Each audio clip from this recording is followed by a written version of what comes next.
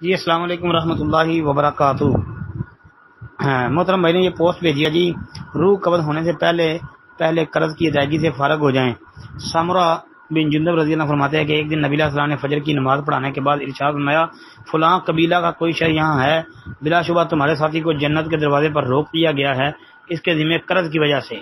یہ مسند ابی داؤد الطیالسی 891 کا حوالہ دیا ہے، کہتے ہیں حدیث صحیح ہے۔ محترم بھائی مسند ابی داؤد الطیالسی کے اندر یہ اس نمبر پر تو حدیث نہیں ملی، البتہ 933 نمبر پر یہ حدیث موجود ہے ابو داؤد الطیالسی میں، تو سند صحیح نہیں ہے اس کی۔ پھر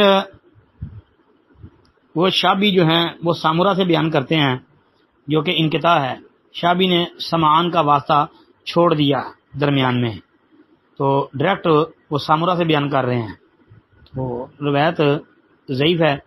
پھر سنن نبی داود کے اندر 3341 نمبر پر موجود ہے، اور شابی جو ہے وہ سمعان ان سامورہ بیان کر رہے ہیں، یعنی یہاں پر درمیان میں سمعان کا فاصلہ موجود ہے، لیکن امام بخاری رحمۃ اللہ علیہ التاریخ الکبیر کے اندر فرماتے ہیں کہ ہم جو ہے سمعان کا سامورہ سے سما جو ہے وہ نہیں پہچانتے، اور اسی طرح شابی کا سما جو ہے وہ بھی اس سے ثابت نہیں ہے، تو لہذا یہ اگر ان شابی ان سمعان ان سامورہ ہو پھر بھی ضعیف ہے، جس طرح امام بخاری رحمۃ اللہ فرما رہے ہیں، اور اگر ان شابی ان سامورہ ہو تو پھر بھی ضعیف ہے، درمیان سے سمعان کا فاصلہ وہ ختم ہے۔